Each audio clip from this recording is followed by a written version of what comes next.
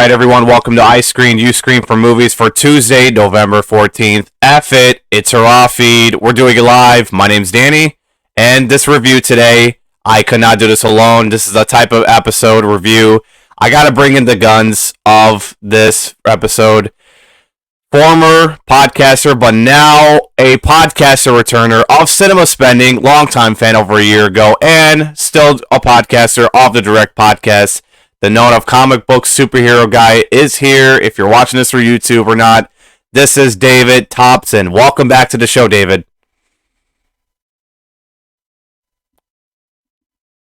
Oh shoot, your voice is. Keep doing this. Thank you, Danny, for having me. It's wonderful to be here. I wish there was a movie in theaters right now for the MCU that was crushing it at the box office.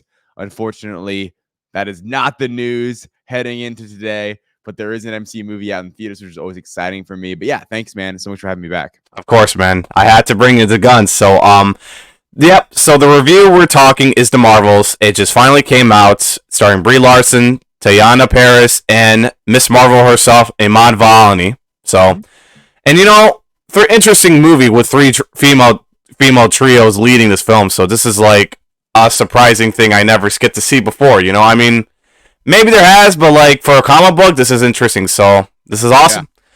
All right, yeah. But I do want to bring up the discussion before we get started on reviewing this movie. So you got to see it like early last week, and then I got to see like Saturday night.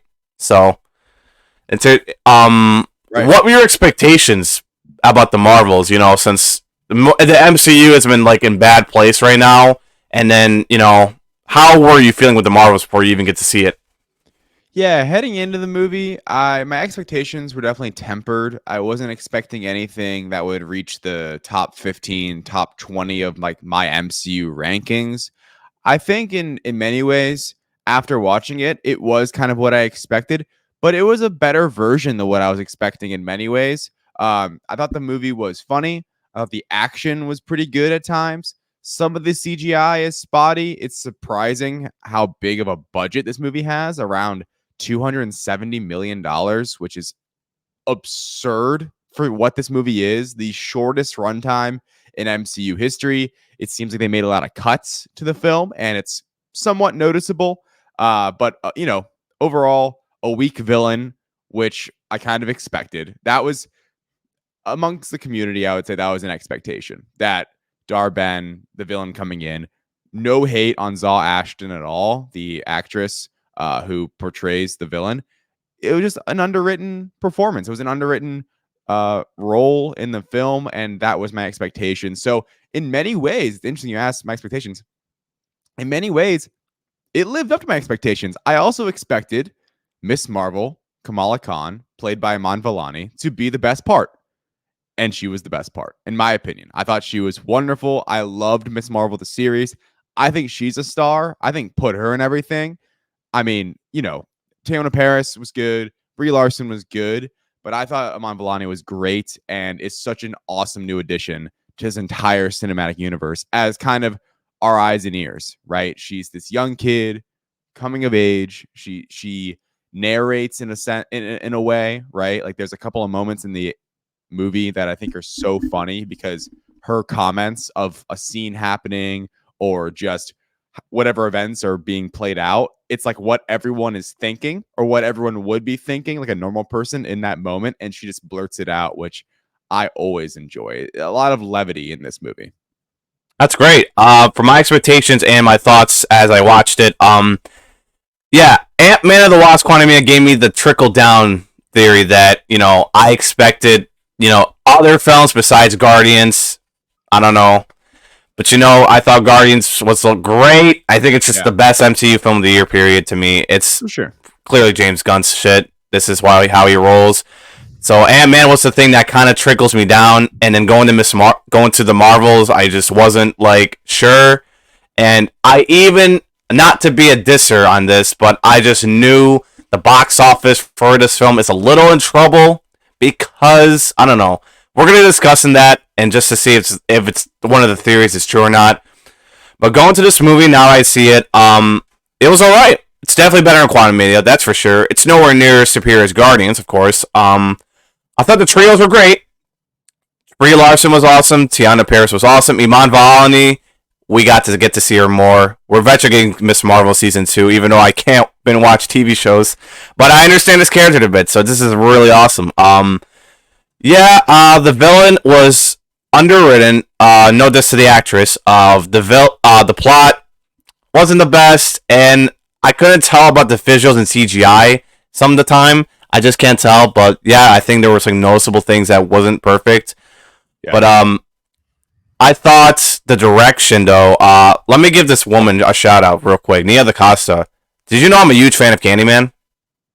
Oh, okay. Yeah. I love that film. It's actually my top 5 of 2021. So Nia DaCosta and her take on a superhero, she did an amazing job. I saw her direction was amazing, especially her take on what she does from Candyman to this. I mean, this is interesting. What do you have your thoughts on Nia DaCosta? I think she did a good job. I think she's getting probably an undeserved amount of hate for the movie out there just because that's how these things go. It's hard.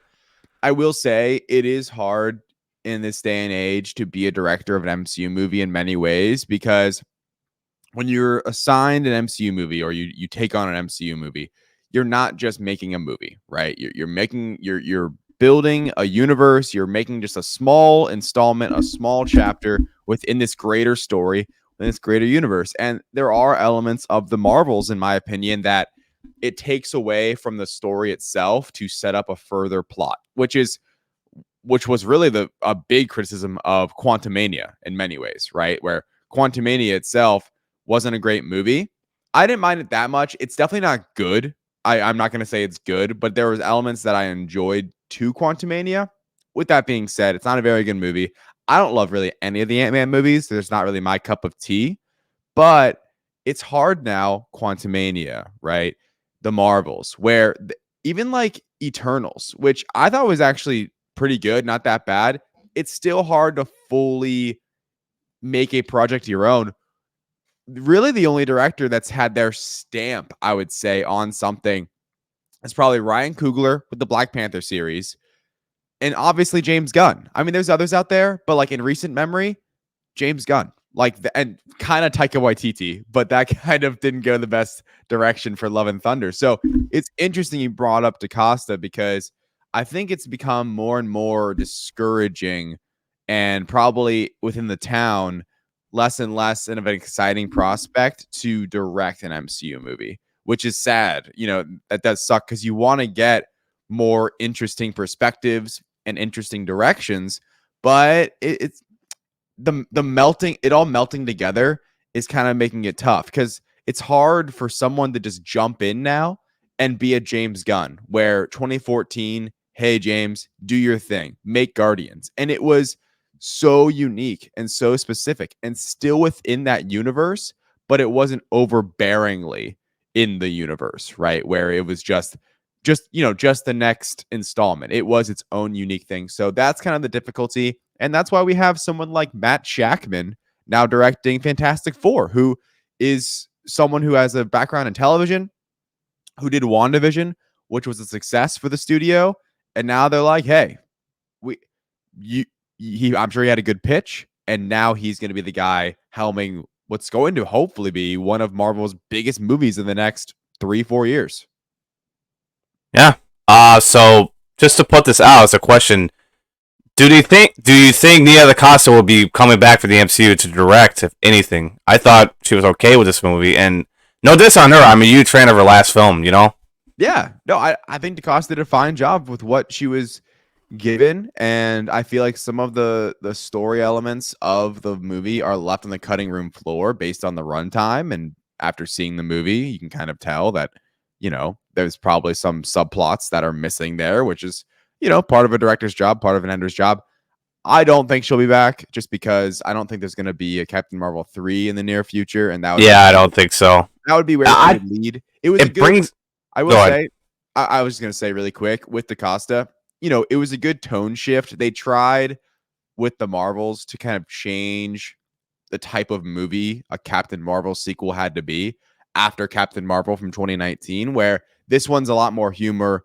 It's got a lot of more different, unique action. It takes all the pressure off of Brie Larson's Carol Danvers in many ways because it's no longer just her solo film. And I think she handled the dynamics really well. Yeah, fair. I just did not see the last Captain Marvel, but I just want to bring up this question and bring up to the box office early. But Yeah. what's with the hate around Brie Larson as Captain Marvel? I just don't understand. Like, what was the idea? Why? I just want to know. I mean, I'm not a hater of Brie Larson as Captain I'm Marvel. not a hater either. That's Yeah. what I'm wondering. Well, no, it's interesting. It's there, it's present. Why? That's hard for me to necessarily answer. I mean, there's definitely just some like mean, evil, quote unquote, people out there, I would say, where it's like, all right, everyone can have their opinion, but let's not like just pile on for no reason. And that's just my opinion, just what I see on the internet, and people being probably a little unfair to Brie Larson in many ways. And like she's definitely I think I'd have to maybe look into the files a little bit. I'm pretty sure she's like the most bullied Avenger online because I don't know. People just don't like her performance. People didn't love her in Captain Marvel. For reasons that some may be valid, some maybe not. I think there's some reasons that are, part of the plot of Captain Marvel, like kind of why her personality is the way it is. And Brie Larson's good in the Marvels. Brie Larson's good in pretty much everything she does. It's just interesting to me. It's just one of those things where once a fan base galvanizes around something, whether it's positive or negative, it can be hard to shake that off.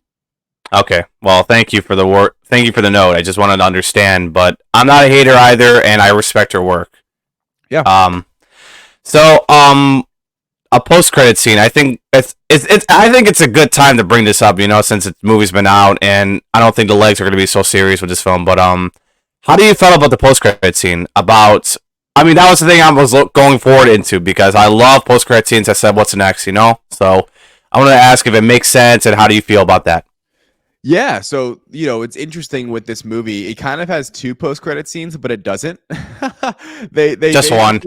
It only has one technically, but they popped that Young Avengers recruitment at the end of the movie that literally it plays like a post-credit scene, and it is making a reference to a post-credit scene, which is so funny to me. But yeah, that one was great.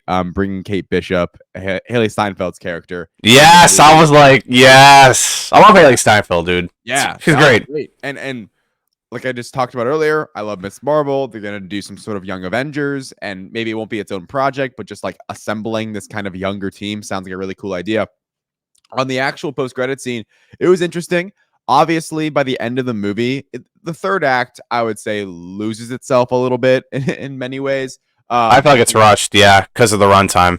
Rushed, exactly like the resolution with Darben. It's kind of like okay, and even just the fact that again, like deep spoilers, obviously for the movie, the fact that Carol, or I guess Monica, realizes that hey, Carol, like you can use your powers to basically restart the sun. That is the problem. And you can just fix the whole problem that the villain has in the movie. And the villain's just like, no, I'm gonna twirl my mustache a little bit and not want you to do that and still be pissed. Because to me, that was like a weak villain moment in terms of like writing, where it's like, all right, seriously, like the person that you're just trying to ruin and get the bangle from and do all these crazy things, they have a solution for you. Like just listen out. So that was to me like weak writing in terms of the villain.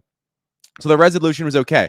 But with that being said, in the resolution, it was obvious once it was like, we busted open a portal, in time and space. All right, here we go. Here's how we get to the multiverse. We are in the multiverse saga. We shouldn't be surprised we're doing this. Post-credit scene I thought was really cool. Obviously, we get Kelsey Grammer's The Beast back. Yes. Which is really cool. It was all CGI. Interesting choice.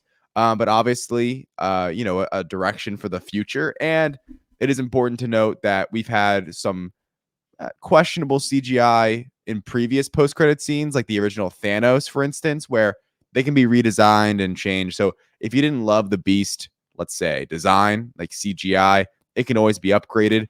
But it's cool. I think the main point to get out of it is that Monica is going to have, we now have a MCU character trapped in a different reality. And in that reality, the X-Men seem to be the main team, right? They seem to be a team that's in space, a team that is exploring and has scientists, right? Like Beast in this, and he mentions Charles, Professor X. So it's cool. I would say it was a clear roadmap to how we get more X-Men into these movies leading up to Avengers 5 and Avengers 6. That's great. I thought the post-credit scene was. I love just something that sets up next, and this is worthy to me. Yes, so Monica's trapped in a multiverse place, met with the X-Men team, and then Marshawn Lynch is in this post-credit scene as another variant Captain Marvel, correct? Yeah. Well, it's Yeah. correct. It's a character called Binary, Binary, okay. which is basically another version of Captain Marvel, but has history in the. It's confusing. Maria Rambeau, that character isn't Binary in the comics, but Binary is a version of Carol Danvers from the comics, so Captain Marvel, and has a history with the X-Men. So that all makes sense, and it's a continuation of what Marvel has always done really well since its inception, is take comic book material and twist it and make it its own. And 95% of the time at Marvel Studios, they've done a good job of enhancing the comic books, in my opinion. And want to go to this question before we get to the box office, or a little more things real quick. Yeah. Was this film worth to be made for a reason for, like, just, bringing back Captain Marvel and bringing the trios and the post-credit scene? Because for that part, I thought it was worth it for at least a post-credit, because it sets up what's next. Guardians didn't not set up what's next, except bringing back Star-Lord from Chris Pratt. It's exciting. Just wanted to get a knowledge if this was, like, worth to be made for, like, this movie for, like, existence for a sequel, or setting up what's next for the multiverse. What do you think? Well, just sticking to the story, I guess, to answer this question, because that's kind of how you framed it, without, just not talking about the box office for a second, because that changes the answer. But in terms of the plot and the setting up the future, I would say it was worth making for sure. I mean, look, I don't know how it's going to go now, but Carol Danvers, Brie Larson's Captain Marvel, is supposed to be one of the leading Avengers, right? She's supposed to be someone who's going to be one of the prominent leaders in this entire saga, in this phase of the MCU, and in the next Avengers movie. So they set her up in a certain sense. I think this was their plan, to have these Disney Plus shows like WandaVision, where Monica got her powers, Miss Marvel, where Kamala got her powers, leading into a movie. And obviously, monetarily, it's not doing great. But in terms of them actually doing that plan and executing that, it's pretty cool. It's like, all right, this is pretty cool world building, pretty cool universe building. And I think setting up, like you mentioned, that post-credit scene, I think does a great job of setting up what's next to come and further building out the multiversal story that we've been going on since No Way Home, Doctor Strange, right? Yes. Loki being the main one. So yeah, I would say so. I think it is an important entry in the MCU going forward. Obviously, not everyone's going to be seeing it, but I do think it has some value leading into the whatever's next. And I know next year there's only going to be one MCU movie, so it's going to be a bit of a break. But 2025, 2026, I think the Marvels will be impactful. Yep, perfectly done. This is definitely worth it. I think it really sets up for Deadpool 3, which I think everyone goes bonkers next year. And yeah, one MCU film will be enough to give break. But without further ado, I think we'll be ready to go. Anything else you want to talk on the Marvels before we go straight to the box office? No, not particularly. It's funny you mentioned Deadpool 3, actually, because there's part of me that... So Deadpool 3 recently moved from the beginning of May, the MCU's main marquee mainstay of a date, to the end of July. And I thought about it. Well, maybe this end of July date's excellent now, because that's now the Barbenheimer date, if you think of it that way. So we know for a fact people will go out to the theater during that weekend if there is something to go see. So it's kind of interesting. I think Deadpool 3 can still be possibly $1 billion movie from that range, because we know that end of July, beginning of August can be a very fruitful time at the box office. This year proved it for sure. Oh yeah, totally.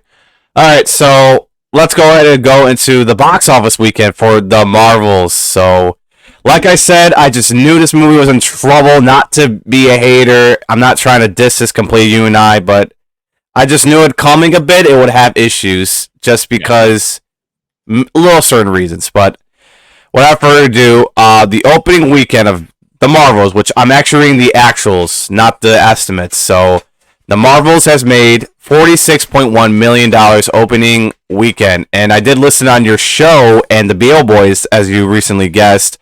You guys were going a little high as like, you went at 60, and I went, my prediction is that it would make a little over than The Flash, 56. Right. So, and this is, and the last lowest MCU opening weekend was Incredible Hulk, which came out in 2008. And now the Marvels broke that record to be the lowest.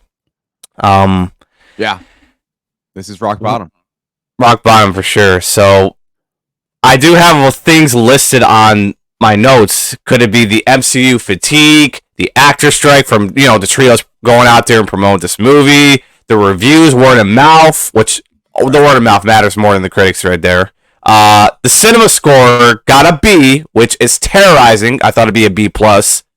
And then audience score is 84%, which it's not bad, but I feel like the B range was coming anyways. But I just have those listedly reasoned for like how the box office shaped to going into the weekend from Friday to Saturday. Like they declined pretty significant as from Friday to Saturday to Sunday. So what could it be the reasons why it underperformed in such a significant way for the MCU for the first time in like, I don't even know when the last, Quantumania actually had has a big drop, and then the legs weren't significant, but what were the reasons why, like that, to you, it underperformed? Yeah, I think the actor strike has something to do with it. The fact that these three couldn't get in front of a camera, the promotion, simply put, the promotion wasn't great between the actor strike. I think the marketing was, after seeing the movie, kind of did the movie a disservice in terms of like the fun, I would say. Like, I think most people seeing the Marvels, literally, if you're not like some crazy hater or like just a flat out sexist on the internet, it's a fun movie. Like it's not the best film.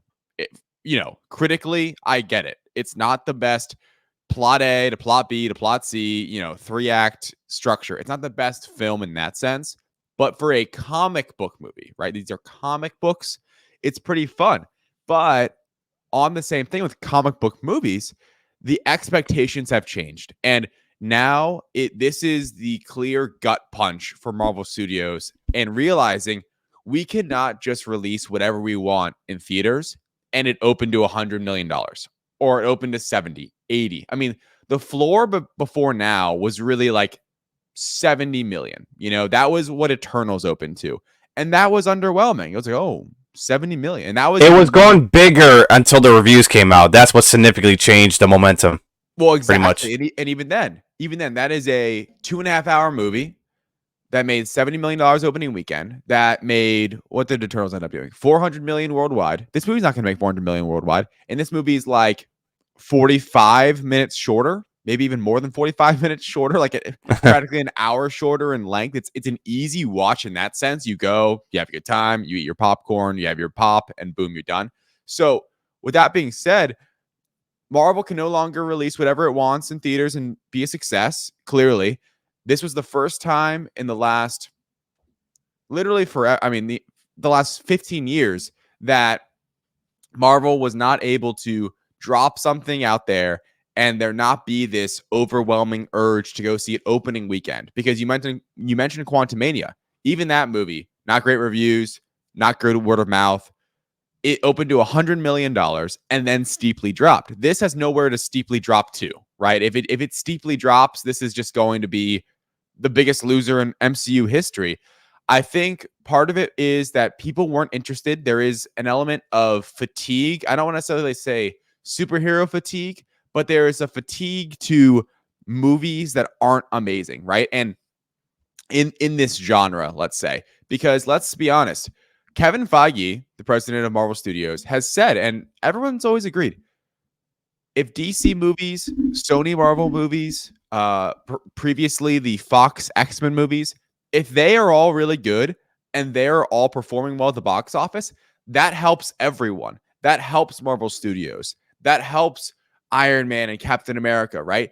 So my point is, when there's good comic book movies always dropping and they're reliable, that raises all tides. That helps everyone out. What do we had the last year? For DC, Black Adam, Shazam, The Flash, Blue Beetle, right? All with mixed results, some getting terrible reviews, some having really bad box office performances. And then at Marvel, right? Quantumania, we had Love and Thunder not too long ago.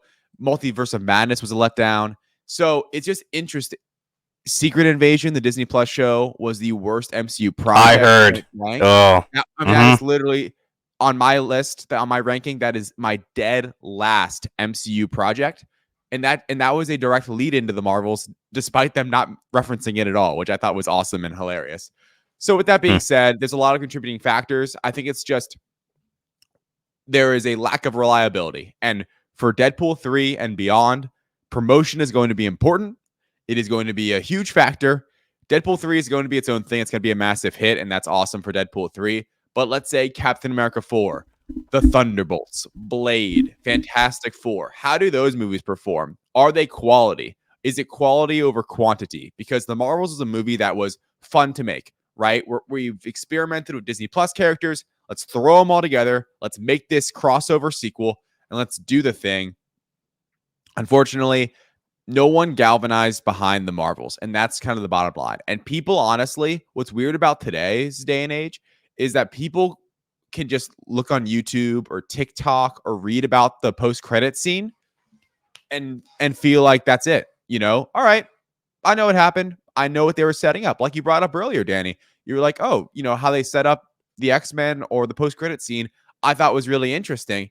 And yes, I think it was.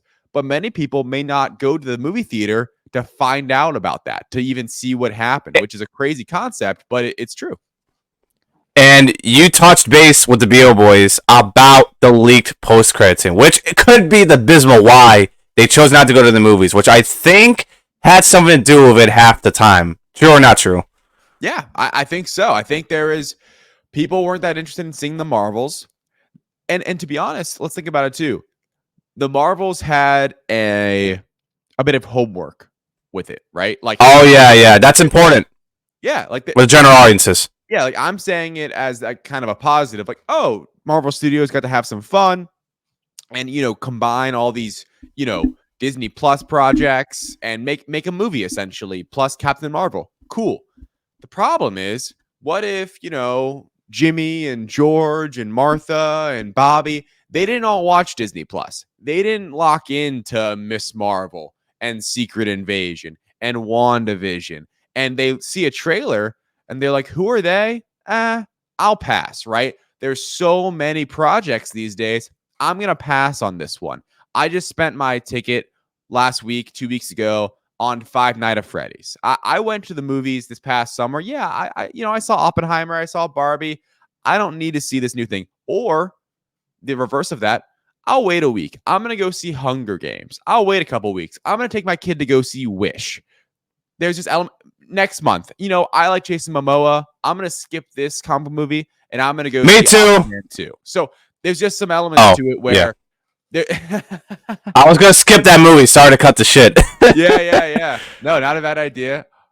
So, with that being said, there's a lot of contributing factors, and generally speaking, the interest just wasn't there. And Marvel can blame themselves, but also it's hard to avoid something like this when you see it coming. It's just like it's just this big tide just about to hit the beach, just knowing it's going to hit me. I can't do anything about it, but it's going to hit me because every contributing factor to this movie pretty much went wrong. So that's how you get $46 million opening weekend, by far the lowest in MCU history, especially if you calculate for inflation. Oh, yeah. I want to bring up about Kevin Feige real quick. So, honestly, he's a great guy. I know everyone makes mistakes here and then. And yes, you're right about like quantity over quality. It's just not enough.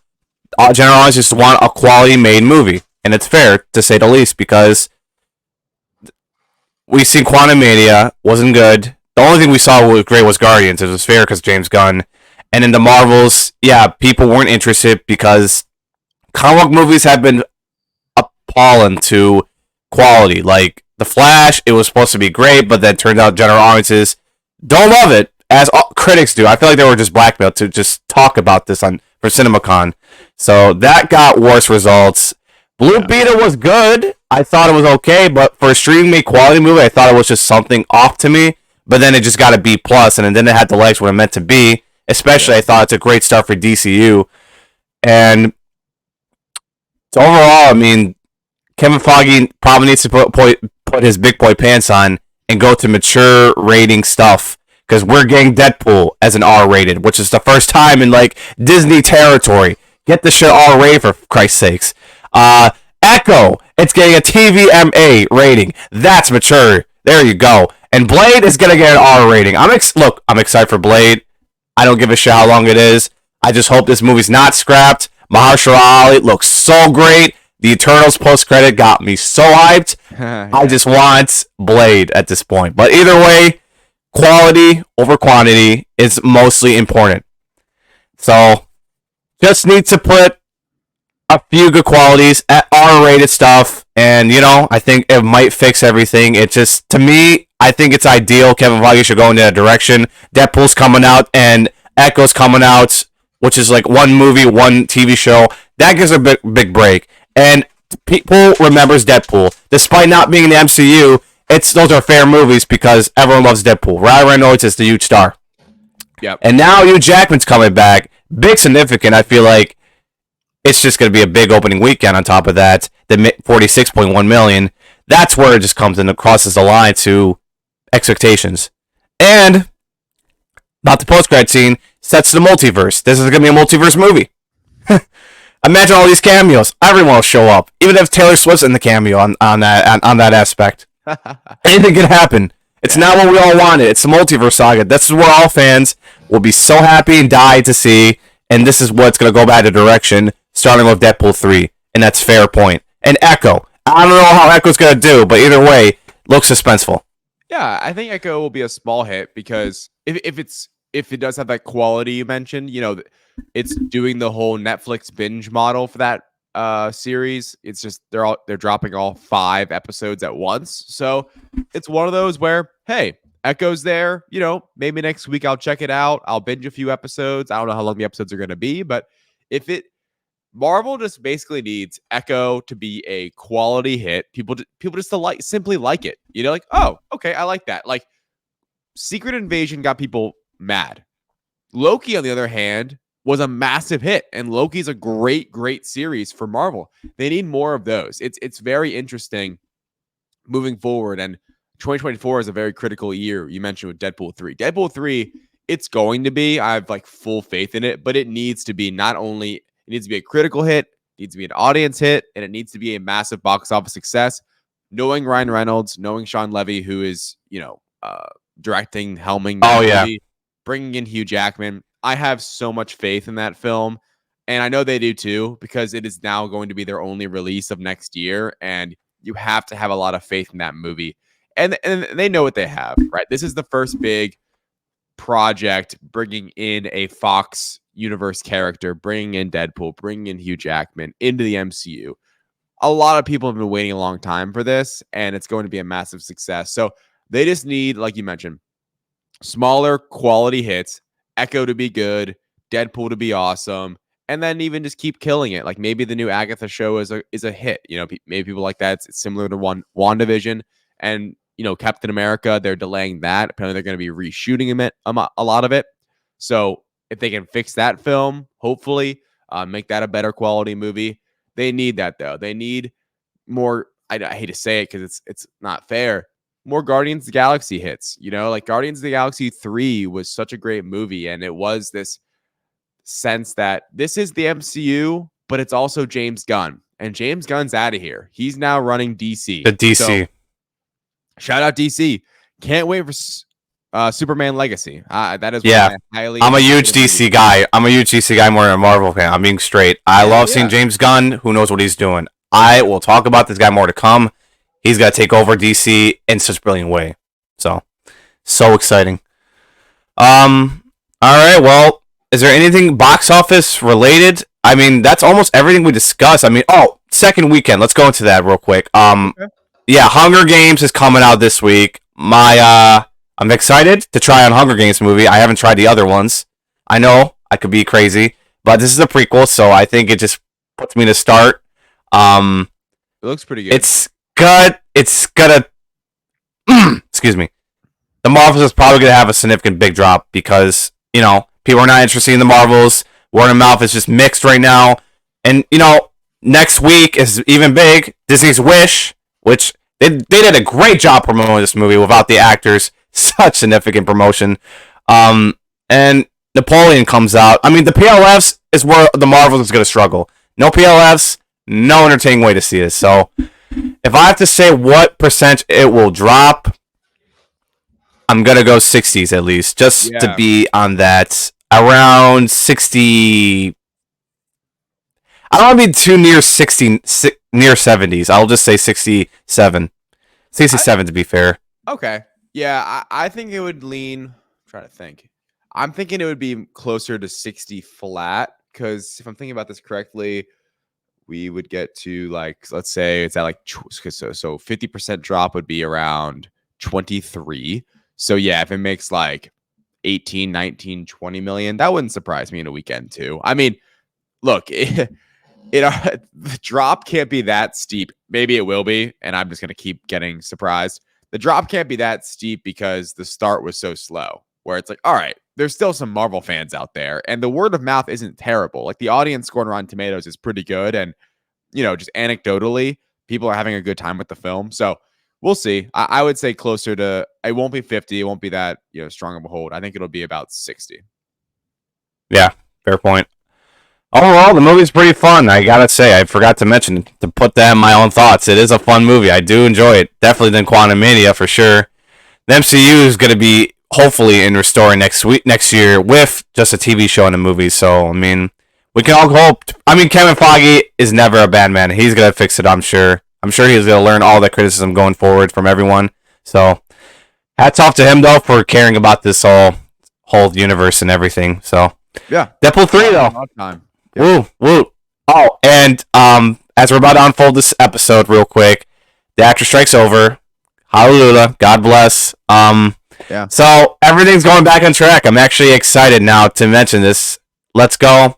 Let's give a shout out to SAG-AFTRA strike. They worked their ass off for months, standing on lines, getting their pickets going, and just keep on having faith, no matter how long it takes. And they got what they want. The AI abuse has also got rid of it, so that's great. And now, 2024 shapes to be an exciting year now.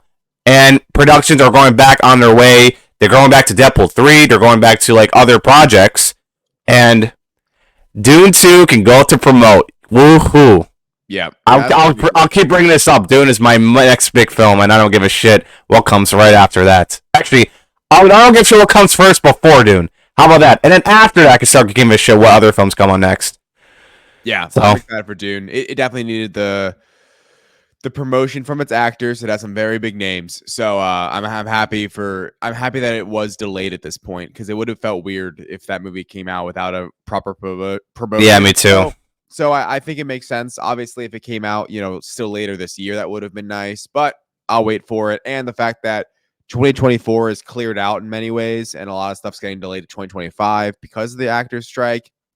Now, Dune 2 is a welcome, I would say, addition to that kind of light side, for at least for big movies, 2024 slate.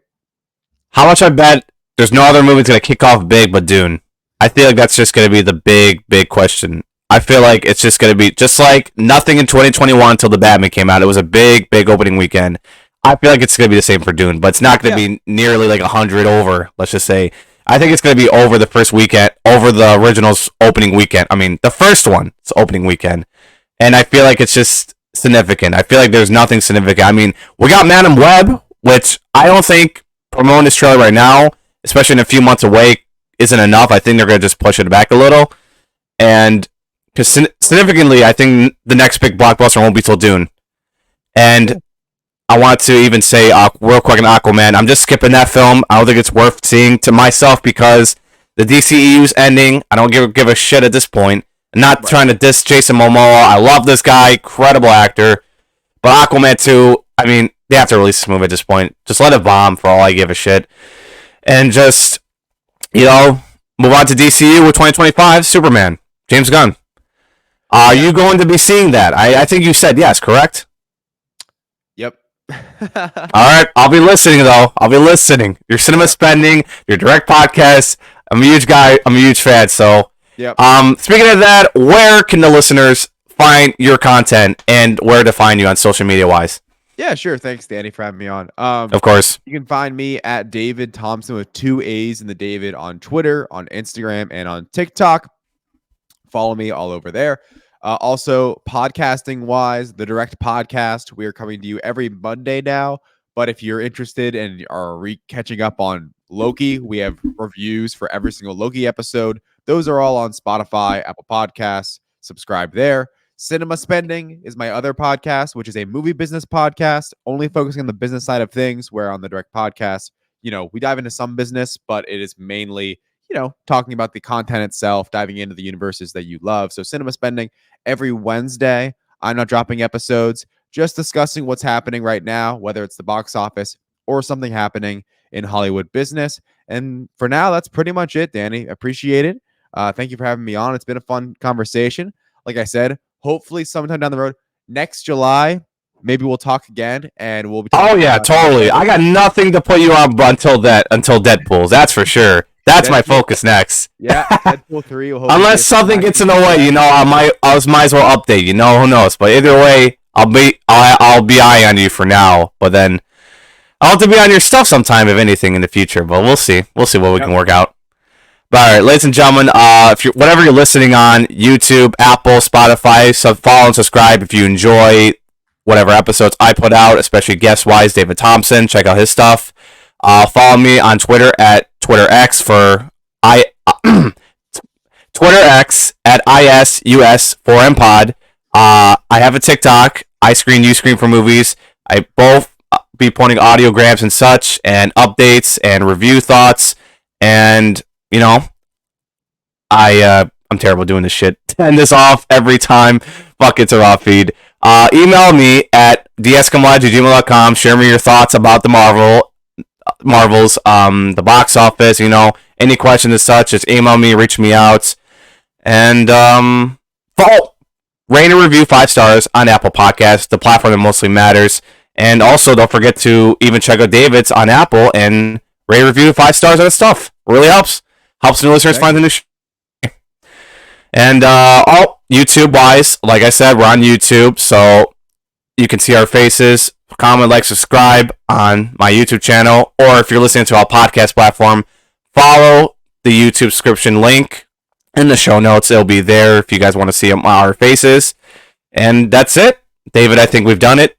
I don't think there's nothing to conclude, except until next time, I'll be screaming you at